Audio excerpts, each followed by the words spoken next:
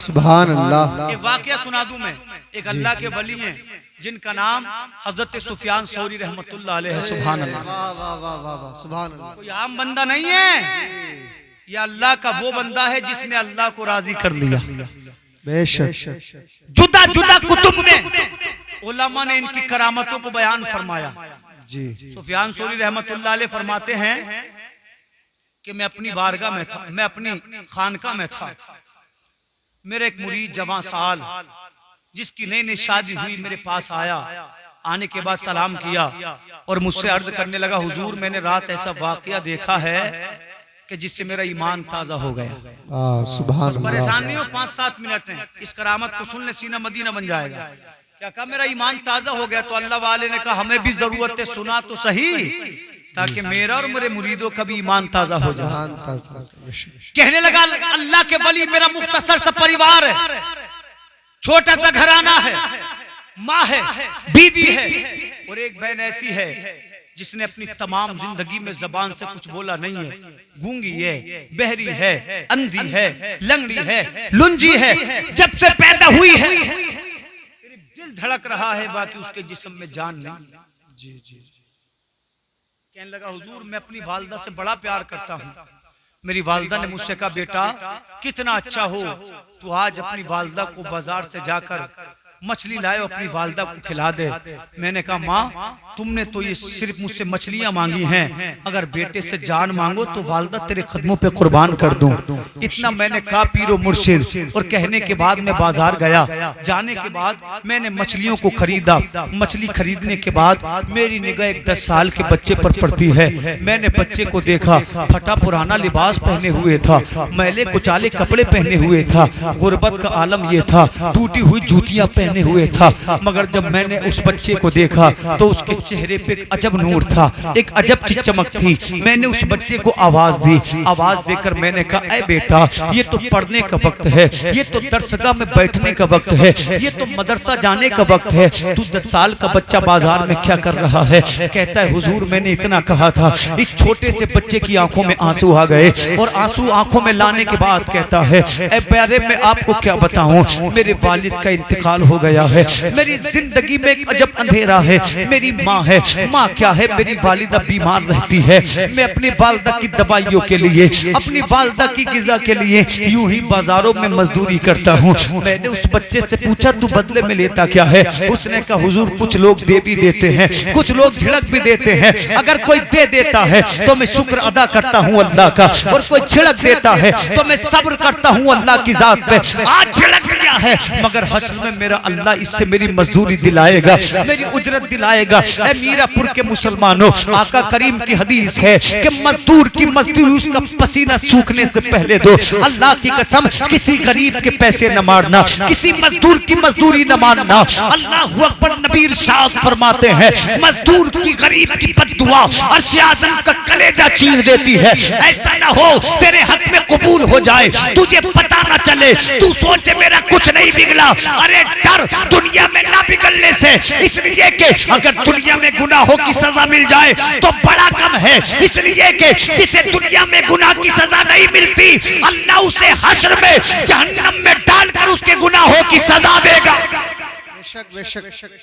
आका तो फरमा रहे हैं कि मजदूर का पसीना सूखने से पहले मजदूरी दो, और आज ना मजदूर की मजदूरी दी जा रही है, ना पैसे लेकर किसी का कर्ज वापस किया जा रहा है। कितने ऐसे लोग, मरहाला हज़रत फरमाते हैं जिसने किसी के 3 पैसे मारे उसे हश्र के मैदान में 700 नमाज़े बाजमात उन 3 पैसों के बदले में उसको देनी पड़ेंगी जिसके पैसे मारे। जी शक बयान किया जना कितने तो ऐसे 700 नमाज़ें जिंदगी में पढ़ी नहीं होंगी। जी। डरो अल्लाह ताला हर चीज का हिसाब लेगा। शहादत कितना बड़ा मर्तबा है कि नहीं? शहीद हुआ आदमी कुछ पूछा नहीं जाएगा, अल्लाह फरमाएगा डायरेक्ट जन्नत में जा, तेरे लिए तो बशारत है। नबी फरमाते जो शहीद कर्ज लेकर शहीद हुआ उससे कर्ज का हिसाब मांगा जाए। तो जब शहीद के लिए माफी नहीं तो मैं और आप तो कितने गुनाहगार हैं, कितने खताकार हैं। उसने कहा हुजूर जब झिड़क देते हैं तो सबर करता हूँ, दे दे है तो शुक्र करता हूँ। मैंने उससे कहा है बेटे क्या तू मजदूरी करेगा? कहा हुजूर जनाब क्या मजदूरी है? तो मैंने कहा ये मछलियाँ उठा मेरे घर लेकर चल। कहने लगा हुजूर मैं चाहता तो मछलियाँ खुद ले आता मगर मैं उस बच्चे की मदद करना चाहता था। अर्ज करता है हुजूर जब मैं चला अभी मैं अपने रास्ते में बाजार और अपने घर के दरमियानी रास्ते में था, मस्जिद पड़ी, मस्जिद से अजान की सदा बुलंद हुई। ये छोटा सा बच्चा जो मैले कपड़े पहने हुए था, टूटी हुई चप्पलें पहने हुए था, जिसके चेहरे पे गर्दो गुबार चला ठहर गया और मुझसे कहा जनाब कितना अच्छा हो, मछलियां तो बाद में भी बनती रहेंगी, पहले अल्लाह को सजदा कर लें, इसलिए कि मछलियां देने वाला भी अल्लाह है, जिंदगी देने वाला भी अल्लाह है। वो कहता है जनाब जब मैंने इतना सुना मैं बड़ा हैरान हुआ। 10 साल का बच्चा और इतनी बुलंद वाला सोच रखता है, इतनी पाकीज़ा फिक्र रखता है, इतनी अच्छी ज़हनियत रखता है। मैंने बच्चे से कहा ठीक है अल्लाह अकबर। मैंने उस बच्चे के साथ नमाज पढ़ी मगर मैंने देखा जब वो क़ियाम कर रहा था तो उसके क़ियाम को देखने का अलग मजा था, इसलिए कि मैंने ऐसा क़ियाम वलियों का क़ियाम देखा है। उसका रुकू वली का रुकू था, उसका सजदा वली का सजदा था। अरे तू 25 साल का होकर कहता है अभी मैं बच्चा हूँ, देख अल्लाह ने उसे 10 साल की उम्र में वली बना दिया, इसलिए कि खुदा जब नवाजता है तो उम्र नहीं देखता, अगर चाहता है तो 100 साल के बूढ़े को वली बनाता है और चाहे तो माँ के पेट में अब्दुल कादिर को वली बनाता है। और तुझे उम्र की पड़ी है कि 25 का हूँ, जब लाठी हाथ में आएगी तभी नमाज पढ़ूंगा। होश में आ मोमिन होश में, इसलिए कि जो खुदा का वफादार नहीं वो किसी का वफादार नहीं, उससे वफा की उम्मीद रखना भी मत। वो कहते हैं जब वो नमाज पढ़ के मेरे घर गया तो मैंने अपनी वालिदा से बताया माँ इसका रुकू इसका सजदा इसका क़ियाम वलियों के जैसे। तो माँ भी अकीदतमंद थी, कहा बेटा इससे कहो आज शाम को हमारे घर खाना खा कर जाए। जोर से बोले सुभान अल्लाह सुभान अल्लाह। आज शाम को हमारे घर खाना खा कर जाए। बच्चा रुक गया, असर पड़ी, मस्जिद में जिक्र करता रहा, मगरिब पड़ी, बाद नमाज मगरिब उसने खाना खाया।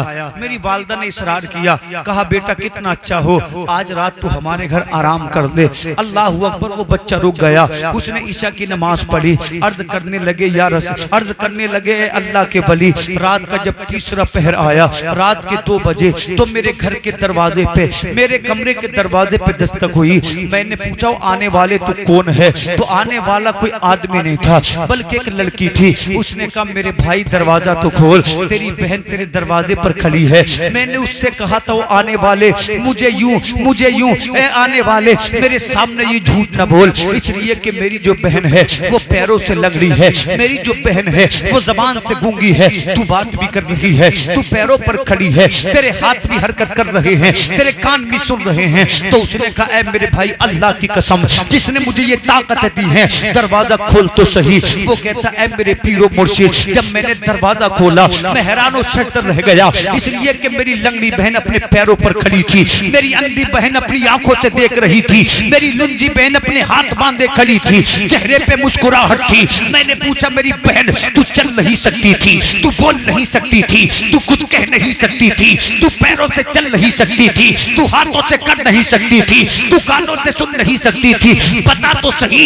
ये ताकतें कहां से मिली? तो उस लड़की ने अपने भाई से यूं कहा था ऐ मेरे भाई जिस बच्चे को तुम लेकर आए थे, ऐ मेरे भाई जानते हो जब मैंने उसके कदमों को महसूस किया तो मुझे यूं लगा आज मेरी किस्मत चमकने वाली है। मैंने खुदा की बारगाह में अर्ज किया ऐ कायनात के मालिक अगर ये आने वाला कोई सच्चे दिल का बंदा है तो इसके तवस्सुल मेरी तमाम बीमारियों को दूर कर दे। कहा भाई अभी दुआ कर रही थी कि जबान में बोलने की ताकत आ गई, पैरों में चलने की ताकत आ गई, कानों में सुनने की ताकत आ गई। हजरत सुफियान सौरी ने सुना तो कहने लगे ओ मेरे मुरीद उसे तू बच्चा मत बोल, उम्र कम जरूर थी मगर खुदा ने उसको अपना वली बना लिया था। किस दुनिया में जी रहे हमारे नौजवान? क्या अल्लाह पूछेगा? नहीं। बड़े बहाने बनाए थे अपने माँ बाप से, बड़े बहाने बनाए थे पड़ोसी से, छुप छुप कर खाता था रोजे में। अल्लाह से छुपा लिया क्या? जी कोई छुपा सकता है? वो जाहिर को भी देखता है। वो बातिन को भी देखता है, वो गुज़िश्ता भी देखता है, वो हाजिर वो मुस्तकबिल को भी देखता है। वो वहां तक देखता है जहां तक इंसान का जहन पहुंच नहीं सकता, उसकी फिक्र दौड़ नहीं सकती, उसकी फिक्र परवाज नहीं कर सकती। इसलिए वलियों की याद मनाने का सबसे बड़ा सबक ये है, नमाजी बनो, सब्र करने वाले बनो, शुक्र करने वाले बनो। अगर सब्र शुक्र करने वाले बने, नमाजी बने, तो फिर इसका मतलब और मकसद ये होगा कि हमने गौसे आजम की इस महफिल का सही सही फायदा उठा लिया और इसको सुना, चंद देर अगर अमल की सोची फिर भुला दिया, नमाज न पढ़ सके, रोजा न रख सके, तो याद रखो कोई बचाने वाला नहीं, कोई पूछने वाला नहीं। मेरा इमाम कहता है, सबने सफ़े महशर में ललकार दिया हमको, ए बेकसों के आका अब तेरी दुहाई है। मगर सोचो तो सही, अगर उस आका ने मुंह फेर लिया तो किसके दामन को थामोगे, किसके दर पे जाओगे? इसलिए कि वही तो हमारा मावा है, वही तो हमारा मलजा है, वही तो हमारे ईमान की जान है, वही तो शान कायनात है। इसलिए इबादत गुजार बनो, औलिया से मोहब्बत करो और दुआ ये करो, अल्लाह ईमान पे मौत अता फरमा। जो मोमिन मर गया वो दुनिया में भी कामयाब है और वो आखिरत में भी कामयाब है। अल्लाह से दुआ है, मैंने जो कुछ कहा कोई गलती कर दियो अल्लाह उसको माफ फरमाए। परवरदिगार आलम मीरापुर के मुसलमानों को, बिलखुसूस कमेटी वाले नौजवानों को मुकम्मल इसका अजर अता फरमाए। अल्लाह रब्बुल इज्जत कोई बीमार हो इस बस्ती में, मोमिन मोमिना, इस महफिल के तवस्सुल उन सबको शिफाए कामिला आजिला अता फरमाए। पढ़िए जोर से कलमा शरीफ, हक ला इलाहा इल्लल्लाहु मुहम्मदुर रसूलुल्लाह। अस्सलामु अलैकुम।